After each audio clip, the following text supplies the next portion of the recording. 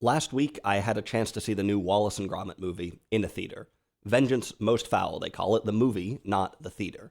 Of course, Wallace and Gromit are from the Lancashire region of New York City, so it only makes sense that it would be showing here first before it's on the BBC or Netflix. It'll be in both of those places soon, but you should see this in a theater if you can. As soon as the opening credits started, people were applauding. They applauded the Netflix logo, possibly by accident, and then the Aardman Animation logo came up, and then, as the first plasticine frames came on screen, there was a collective sigh in the theater as we all got to travel back to that magical place, the north of England, or possibly childhood.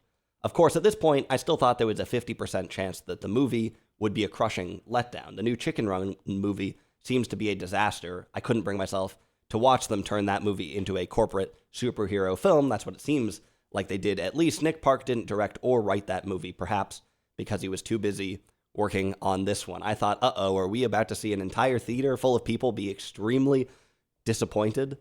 Well, if there's any part of you that is worried about this movie, I can tell you to release all your fears right now, because Vengeance Most Foul is a great movie, full of joy, ingenuity, delicious fan service.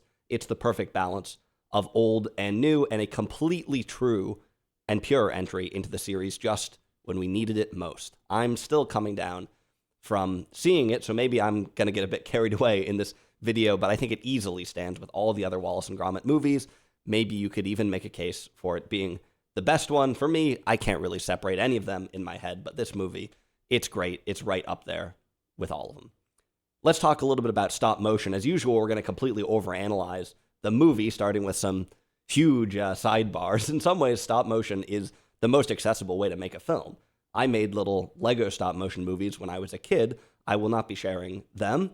It's easy to make a stop motion film, but not one that is good or more than 5 seconds long. Of course, with Aardman, the main story is the amazing creative stuff that they've made, the joyous aspect of it. But maybe just as impressive is how they've created a system for making these movies despite all the challenges of the medium, how they've professionalized this thing. These days, stop motion is kind of an obsolete technology. It's probably faster and cheaper to make these movies with a computer, like the Lego movies, in fact, which were animated digitally but made to look like stop motion, even with the legacy of the brick film, which the movies sort of pay homage to, but yeah, they're made digitally. Thankfully, there are still some companies out there that care about things other than money. I'm not talking about Netflix here, and in fact, it's hard to name many more than Aardman Animation, but hey, at least there's one. Having said all this, there are some ways in which being slow and laborious is actually a huge advantage. So maybe it isn't just all a drawback to stick with claymation. There's ways in which this movie could kind of only be made in that way, possibly. There's no way to rush a stop-motion film, for instance, not just because it takes a long time to make the actual footage, but also because you have to do a ton of planning. This isn't a situation where you can just shoot a bit more coverage, get a few more angles in there and figure it out in the edit. You can't just go back for a few more reshoots later on. I guess you could, but every frame is extremely expensive. You have to know exactly what you want ahead of time. I think Aardman spends a lot of time with storyboards and animatics, acting everything out, sometimes even with like people, to get the look just right, to figure everything out, figure out the timing, get everything right. Apparently, it took something like 6 years to make this movie. That includes all the writing and planning, right? I think that this maybe sounds like a bad thing, like it's a lot to deal with, but in many ways it's a good thing because it gives you more time to figure things out, and you know that you have to make something that is really quality, I guess. Here, I think it shows. Vengeance Most Foul is completely packed with ideas. There's maybe more jokes in this movie than in any of the other Wallace and Gromit movies.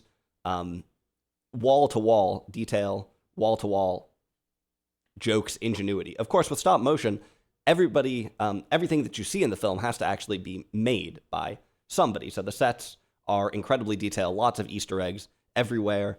It's a movie that you want to pause and rewind and get your hands all over. I think that often it's the movies that took the most imagination to create that capture your imagination the most, and this is absolutely in that category. Each successive Wallace and Gromit film has been more ambitious with its animation. If you watch A Grand Day Out, which was largely made by Nick Park on his own, actually he started it as a student before he worked at Aardman. A lot of people assume that he founded the studio, but that's not the case. Aardman was actually founded back in 1972, and they made all kinds of stuff before the Wallace and Gromit thing. Like the music video for Peter Gabriel's Sledgehammer was an Aardman project. They did all kinds of things before Nick Park kind of found the style and look that would define everything for them. Aardman still makes a ton of little projects like commercials. You might not realize that this kind of work was the bread and butter of the company for a long time. They didn't make their first feature film until 30 years, well, almost 30 years after the studio was founded. Anyway, A Grand Day Out is a bit rough in some places, and that's part of the charm, but every movie after that, they increased the quality and were more ambitious with the things that they were trying to animate. Some of the things I noticed in this movie are the extensive use of water, for instance. There's a brief glimpse of water in A Grand Day Out when Wallace fills up the teapot. Water is a hard thing to do in miniature. I mean, you see all kinds of Hollywood movies, like when it was common in the 40s and 50s, for instance, to use like a water tank to put your big battleships or your small battleships in. You can always tell that the waves don't really look right because small waves, they don't look like big waves, it turns out. It's hard to get water right in miniature, and then to do it in stop motion where nothing is moving, that's really tricky. In Vengeance Most Fowl, there's a ton of water, and it looks really good, kind of really realistic, but also kind of cartoony. I really don't know how they did a lot of this stuff. There's a lot of coordinated movements in the film as well, tons of gnomes all lined up together and moving in sync. In some ways, it might be easier to do things in sync in stop motion when you can go frame by frame compared to, standard non-stop motion. But it seems extremely time-consuming to have so many characters, and you've got to plan things pretty carefully to make sure that everyone ends up in the right place. The gnomes don't turn around and have one bump into a wall, and you have to start everything over. There's some really nice rack focusing in the movies. I think other Wallace and Gromit films have done this as well, and like lots of dynamic camera movement. We've seen that in other Wallace and Gromit films. Rack focusing in miniature is an interesting thing to think about. In some ways, maybe they don't really need to do it, but it helps sell the cinematic angle of the film. There's a little bit of a comedic logic to all of this, of course, making little things seem like big things, sort of imitating a film, but it's also just part of the immersion to feature these cinematic techniques. In Vengeance Most Fowl, the cinematic effect is extremely strong. These little clay models are sold as a movie almost perfectly. In fact, the quality of the animation is so high, it almost takes away some of the charm. Don't worry, though, this is still a very charming movie, one of the most charming movies you will find. Like I said, charm is sort of built into the soul of claymation, but it's everywhere else in the movie, too. Nick Park really leans into the cartoon logic of Lancashire. For instance, there's a great shot where Gromit is stuck in a shed. He finds a saw and cuts a hole in the wall. Okay, that makes sense. The shape of this hole is perfectly Gromit shaped so that he can bust out if he makes exactly the right pose. Sort of a subtle gag, but it's a hint at how the movie kind of leans into reality but also pulls away from it. These cartoonish deviations from reality. One thing that defines a lot of kids' movie is playful mimicry. Mimicry of the adult world. Like it's the adult world, but it's all animals. It's the adult world, but it's actually a miniature version of everything built in the sewer. Shout out to Flushed Away, another Aardman animation film. That one's digitally animated, of course. Wallace and Gromit are just a man and his dog. Maybe it's not quite the exact same thing going on. I'd not try to even call it a kid's movie, but it does pull away from reality in a number of places. For instance, Wallace's outlandish inventions, or the role of animals in the movie. Aardman has a long history of looking to animals for sort of an imaginative spark in their movies, starting all the way back with Creature Comforts, which took real interviews with people and turned them into clay animals. Very clear push and pull between the real and the animated. Kind of the one gag in that entire thing is, hey, we took real people, we turned them into animals, right? Chicken Run was the first feature film, and it's all about imagining a society among animals. A lot of movies about animals have stumbled a little bit in trying to deal with, like, well, how do we feature animals and humans? Like, if the animals can talk, well, the humans can't talk, or if the animals can talk, the humans are just going to mumble or something like that. Aardman has handled all this a little more gracefully than most, I think. In Chicken Run, everybody talks. In Shaun the Sheep, nobody talks, possibly for syndication reasons. In Wallace and Gromit, only the humans talk, but the animals can read. They can communicate. They're pretty engaged and have a slightly absurd presence. Again, this push and pull with reality, where sometimes we're trying to imitate reality as closely as possible, and where kind of the wonder of claymation is that it can imitate reality. But on the other hand, we're trying to pull away from it, this sort of cartoony logic. Anyway, you take it for granted how hard it is to make feature films where one of the leads doesn't say anything. And I mean, Gromit doesn't even have any eyebrows. Aardman are the masters of expression, though, and there are all kinds of jokes and plot points that work around this constraint, or in fact, are enabled by it. Aardman has made so many things that seem like they would be limitations, almost irrecoverable limitations, and turn them into the charms of their work. Ultimately, I guess Gromit's understatement and Wallace's overstatement go together perfectly. Let's talk a little bit about the story, the actual movie. I'll stop rambling here a little bit. I don't want to spoil anything because even some of the most basic elements of the plot are a delightful surprise. Try to avoid any info about this movie if you can.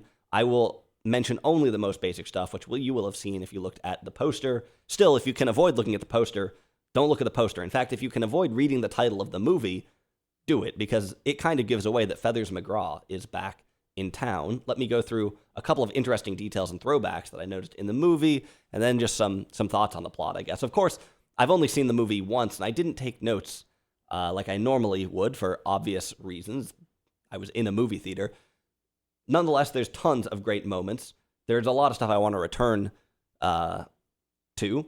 This is sort of a sequel to The Wrong Trousers, and there's a bunch of throwbacks to that, whether it's the unpaid bills at the beginning, the gnome arriving in a big crate like the Trousers did, Wallace getting stuck in the closet like he was stuck in the wardrobe. Of course, there's Feathers, and he sweats just like he used to.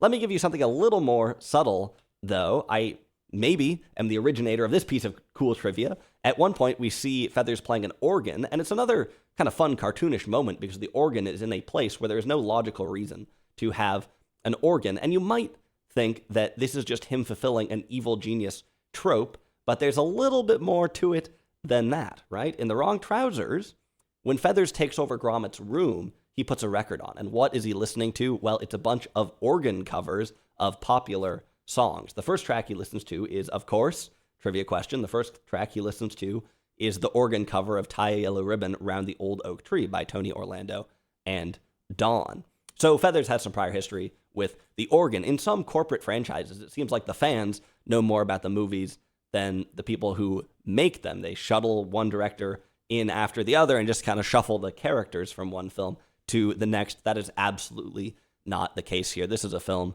that is made with love, I guess, with so much attention to detail by people who know more about this than anybody.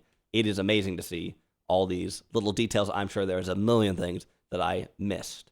One aspect of the plot that I really appreciated is that there's no romantic subplot in the movie at all. A Close Shave, A Matter of Loaf and Death, and The Curse of the Were-Rabbit all have one. I like all of those, but I do think that the romantic angle wasn't the strongest part of any of those movies. Wallace and Gromit suffers a little bit from sitcom syndrome in that they can't really introduce new permanent characters. At the end of A Close Shave, it seems like Wendell and Wallace might get together until she says that she doesn't like cheese, which is pretty amusing, but it's also a slightly clunky gag required to preserve stasis, rather.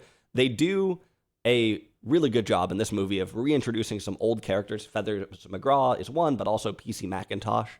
But they also add new characters that aren't too entangled with the main plot, but help move things along, keep things going. And they keep most of the focus on our heroes, Wallace and Gromit. The film also marks the return to West Wallaby Street. The sets are incredible again. One thing that's sort of interesting about them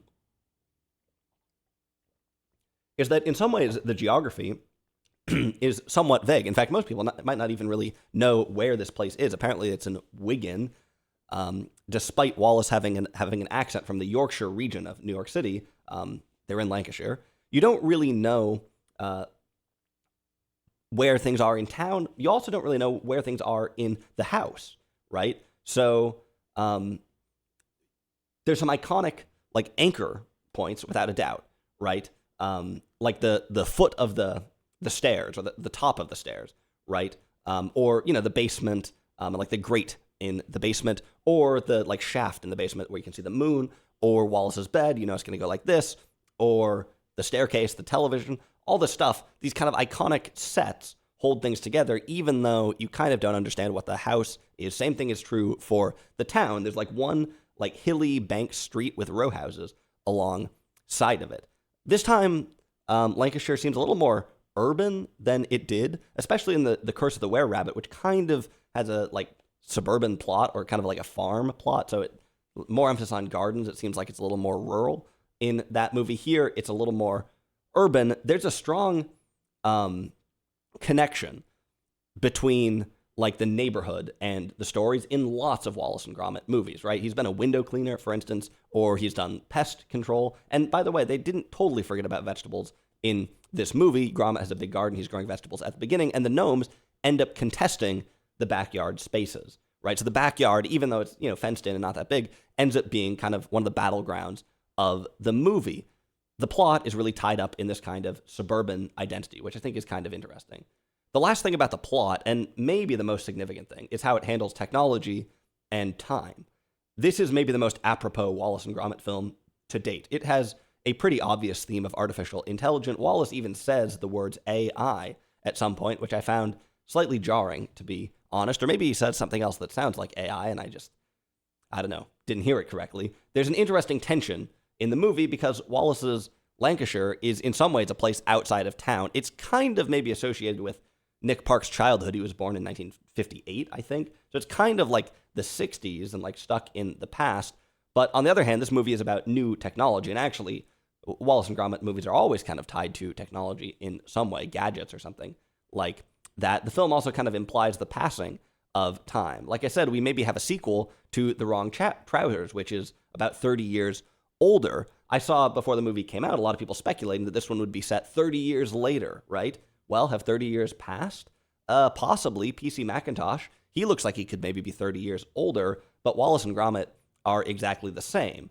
They're being a little bit loose with the time here. Wallace builds a remarkably advanced robot in his basement, but he never picks up a cell phone or uses the internet. When we see the televisions, they look like old CRTs. I'm not criticizing the film here, though. I actually think that they get the balance spot on, preserving Wallace and Gromit as this classic thing, but also having it feel very current. That is quite a trick. It's amazing that they pulled it off. Maybe not everyone will agree that they did. I think it works out really well, though. At the beginning of The Curse of the Were-Rabbit, there's the traditional mantle piece, like picture thing that happens in a lot of Wallace and Gromit films. There, it shows some pictures from the past. We see Wallace and Gromit in the 70s, probably 60s or 70s. Wallace has hair, and Gromit is a baby, or I don't know what you call it, a small dog. A puppy, there you go, a puppy. There's a picture of him graduating from Dogwarts University. So there's some self-aware jokes here about the delicate timing of the film. That's kind of the sitcom syndrome, again, where time sort of passes, but kind of doesn't. I think this balance with time actually really helps the film's big technology theme here, because we have a fairly stark contrast between Wallace's world, which is kind of classic and traditional, and this AI stuff, which is not. Wallace has always been an inventor. He's always loved contraptions, new stuff, but when will it go too far? I suspect that this is actually a personal question for Aardman Animation and Nick Park. Like I said, they kind of deal in obsolescence, but also they have to be cutting edge. They do films that are animated on computers. They just released a Wallace and Gromit video game in VR. As a business, as a studio, they have to be cutting edge. They have to be with the times, but also they're dealing in something that is inherently traditional and where there is clearly some kind of immense importance to like keeping things the way they were, right? So clearly they've had to think about the future and the past a lot as a studio. There's an interesting moment where Wallace's gnome imitates Wallace's voice. This is pretty on the nose, given that Peter Sallis, the man who voiced Wallace, and the man whose voice really defined the character. I mean, he recorded the voice acting before the like original models had been made, and Nick Park kind of sculpted the Wallace character to match the voice. Anyway, he passed away in 2017, and could they have replaced him with a computer? Well, the technology maybe isn't quite there yet, but I guarantee that came up in conversation. Interesting. Salas's replacement, Ben Whitehead, hits it out of the park, by the way. So, like I said, this technology angle is remarkably personal, connects with Aardman's work, fits pretty well with this, like, out of time kind of dynamic. And I actually think that it is sort of insightful too. The movie's not like throwing down the gauntlet here or making any really bold claims, but I think kind of through the humor of the gnomes, they do get a vibe of like what it feels like to use some of these generative AI things now, which are in some ways really impressive, but in other ways kind of dumb and not human. I think the technology angle in this movie completely lands, but it is probably the biggest risk that they took.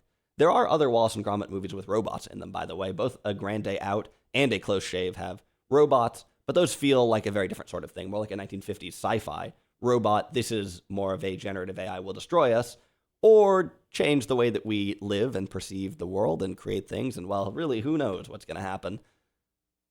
Kind of a different kind of robot. If they really spent 6 years making this movie, it didn't keep them from latching onto something that feels very current. And that's pretty impressive. Like I said, it's possible that maybe this didn't land for everybody, but to me, like, I think it was a little bit of a risk, but I think they pulled it off. Let me try digging up a few potential issues with the movie. I can't really say anything bad about it, but if I had to guess what people would complain about first, maybe some people won't like the new woke police character. Maybe the acting in the beginning here is a little bit jarring, but that character works out just fine as the movie goes on. Wallace and Gromit has always been somewhat conspicuously white in the past. They're not doing anything too crazy this time around, but they're changing that narrative a little bit. Again, you might ask, well, when is this set? And it's a little vague. But yeah, it's possible also that the final chase scene is a little too over the top. Wallace and Gromit has always had zany finales. Maybe this one takes it slightly too far. I don't know. I think it's fine, although there's a huge CGI explosion at one point that I didn't really like the look of. And maybe one part of the ending is a little gimmicky. I don't know. Maybe the most significant concern would be that the movie is too similar to previous ones. It's one thing to have a bunch of callbacks, but is the plot itself too similar? Maybe. For instance, we have the storyline where Wallace stops listening to Gromit, doesn't take him seriously, where Gromit has to play second fiddle to some new invention or some new character or something. Same thing happens in a lot of the other Wallace and Gromit movies. And so is that like the core essence of Wallace and Gromit? Is that the formula? Or could they have come up with something maybe a little bit different? It's a fine line between being like too formulaic and between really honoring the identity of things. And if I had to choose between the movie being too similar to previous ones and too different, I would probably choose being too similar. And I don't think it is too similar, but maybe that's something you could say.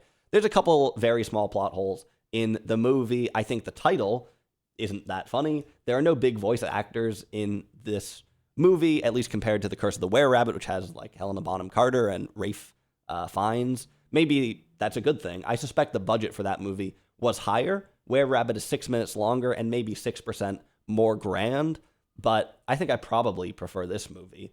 Of course, not every single joke lands. I didn't like the bagpipe joke or the toaster joke. These are really the only concerns that I can come up with, and they're mostly hypothetical. What do we really want from Wallace and Gromit? I mean, we want to go back, don't we? We want the charm, the characters, the ingenuity. The movie delivers on all of that. It understands exactly what it's supposed to be, what's important to the series, and it just delivers on all of that completely.